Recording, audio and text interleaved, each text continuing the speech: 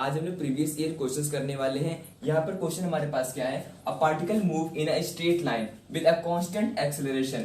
एक particle move कर रहा है स्ट्रेट लाइन में जिसका एक्सेलरेशन क्या दिया हुआ है, कांस्टेंट दिया हुआ है। ठीक है, it change its velocity from, उसकी वेलोसिटी चेंज हो रही है 10 मीटर पर सेकंड से 20 मीटर पर सेकंड पहुंच जा रही है। ठीक है, while passing through a distance of, जब वो डिस्टेंस कितना पास कर रहा है, 135 मीटर डिस्टेंस ट्रेवल कर रहा है, तो the value of T is, तो कितना टाइम पीरियड लगेगा। क्वेश्चन को थोड़ा सा हम लोग समझते हैं क्या कह रहा है यहाँ पर देखो स्टार्टिंग हमारे पास कितनी है, 10 मीटर पर सेकेंड स्पीड चल रहा है। ठीक है, चेंज वेलोसिटी हो रही है और कहां पहुंच गई, 20 मीटर पर सेकेंड।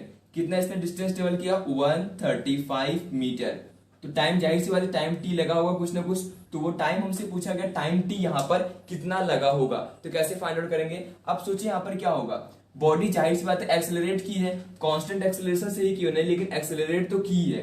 तो मुझे यहाँ पे एक्सेलरेशन फाइंड आउट करना पड़ेगा। कैसे निकालेंगे, तो ये फॉर्मूला यूज कर सकते हैं, V square minus U square upon 2s equals to A कर सकते हैं हम लोग एक्सेलरेशन निकालने के लिए, क्योंकि यहाँ पे v भी है, u भी और s भी दिया हुआ है।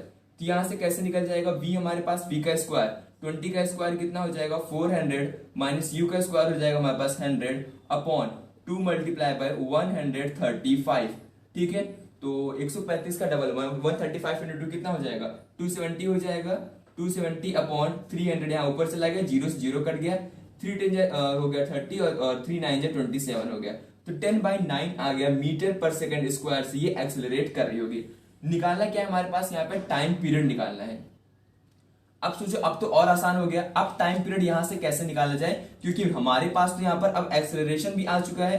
ठीक है, वेलोसिटी हमारे पास ऑलरेडी थी, तो सिंपल पहला वाला यूज कर लेते हैं, v equals to u plus a t, ये यूज कर सकते हैं हम लोग। t निकालना हमारे पास, v भी है, u भी और a भी निकल चुका है, तो t इक्वल्स कितना हो जाएगा, v माइनस यू बाई ए हो जाएगा। वेलोसिटी, फाइनल वेलोसिटी हमारे पास कितनी है, 20 है। इनिशियल में हमारे पास कितनी थी, 10 के बराबर है, अपॉन एक्सेलरेशन कितना आ गया, 10/9, 10/9 हो जाएगा। ठीक है, तो 9 ऊपर भेज देंगे तो कितना हो जाएगा, 10/10, यहाँ ऊपर चला गया 9, ये तो कट गया, तो टाइम पीरियड टी को कितना आ गया, 9 सेकंड आ गया।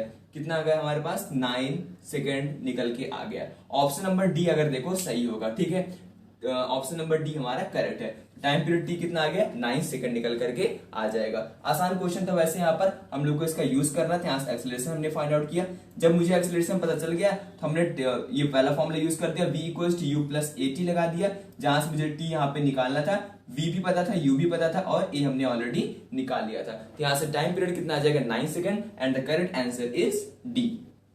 नेक्स्ट क्वेश्चन सॉल्व करते हैं। अगला क्वेश्चन हमारे पास है, a particle moving along x axis, एक पार्टिकल है एक्स एक्सिस के अलोंग मूव कर रहा है, हैज एक्सेलरेशन एफ, एक्सेलरेशन किसके इक्वल है, एफ के इक्वल है। ठीक है, एक्सेलरेशन कितना दिया हुआ है, एफ दिया हुआ है, at time t, time t के लिए, और इक्वेशन क्या दी गई है एक्सेलरेशन की, मींस एफ इक्वल्स टू दिया गया है f not 1 minus t by t, where f not and t are the constant, जहां पर हमारे पास एफ नॉट जो है और टी जो है वो हमारा कांस्टेंट टर्म है। ठीक है, the particle at t equals to zero, particle at t equals to zero has zero velocity, particle t equals zero पर वेलोसिटी कितनी है, जीरो के बराबर है। ठीक है, डिस्प्लेसमेंट मतलब जीरो के बराबर हुआ। ठीक है, in the time interval where f equals to zero, time interval क्या दिया गया है, f इक्वल्स टू जीरो पर the particle velocity vx is, यहाँ पर पार्टिकल की वेलोसिटी vx पूछी गई है क्या होगी।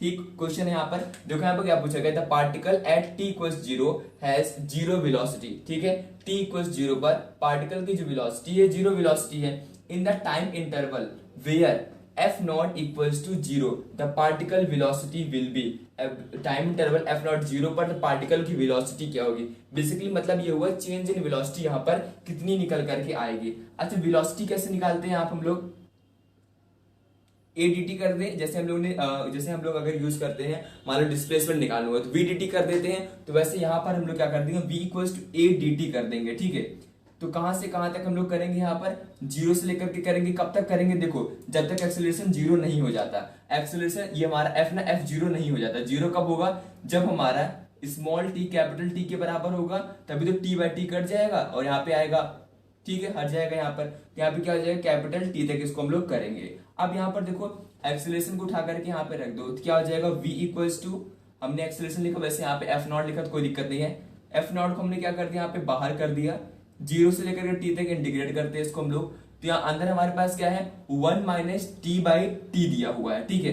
तो एक एक करके दोनों को इंटीग्रेट करते हैं। यहाँ पे यहाँ 1 माइनस टी बाई टी और यहाँ पे क्या हो जाएगा डी टी। तो इसको हम ऐसे लिख सकते हैं। अब यहाँ पे देखो एफ नॉट यहाँ पे तो हमने इसको बाहर कर दिया, ठीक है, इसको हटा दो, अब इसको हमने बाहर कर दिया, ठीक है। अब यहाँ पर हमने इंटीग्रेशन स्टार्ट किया वो किसके लिए क्या है, 1 है हमारे पास dt, तो 1 dt का यहाँ पे क्या हो जाएगा t हो जाएगा, ठीक है। जरा देखो यहाँ पर क्या हमारे पास है, वन है हमारे पास, ठीक है।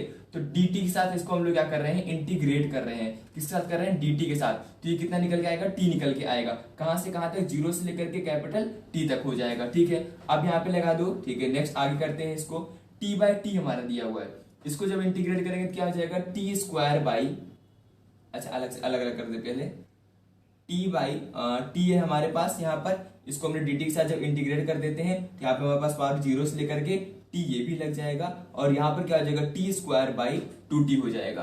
वन ऐड करेंगे तो वही नंबर हमारा नीचे आ जाएगा, क्या हो जाएगा, टी स्क्वायर बाई 2t हो जाएगा। चलो फिर इसको आगे सॉल्व करते हैं। यहाँ पर क्या हो जाएगा, नेक्स्ट हमारे पास माइनस साइन लगाऊंगा ना, माइनस साइन लगा देंगे यहाँ पर।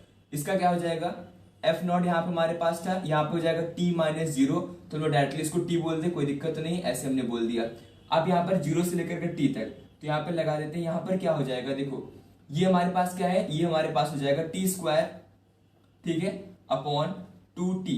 ये तो इसके साथ कट गया, क्या आ गया हमारे पास, t बाई 2 आ गया, कितना निकल के आ गया, t बाई 2, t यहाँ पे आ गया अपॉन 2 आ गया। तो हमारे पास बचा क्या, F not t minus t by 2, ये बच गया ना। देखो यहाँ से t था और यहाँ से इसको सॉल्व करने पर कितना आया, इसको हमने सिर्फ सॉल्व किया तो कितना निकल के आया, t बाई 2 आ गया। इसको उठा करके यहाँ पर रखेंगे तो वैल्यू कितनी हो जाएगी, F not 2t minus t by 2, तो t में से t बाई 2 कट के कितना आ गया, एफ नॉट t बाई 2 आ गया, कितना आ गया, एफ नॉट t बाई 2 आ जाएगा, ठीक है। तो आंसर हमारा क्या होगा, हाफ एफ नॉट टी हो जाएगा। कितना आंसर हो जाएगा, हाफ एफ नॉट टी के बराबर आ जाएगा, ठीक है। इसको चाहो तो हम लोग ग्राफ से भी इसको कर सकते हैं, ठीक है। तो ग्राफ इसका अगर हम लोग बात करें, तो ग्राफ इसको अगर हम लोग बात करें कैसे बनेगा, एक सेकंड देखते हैं।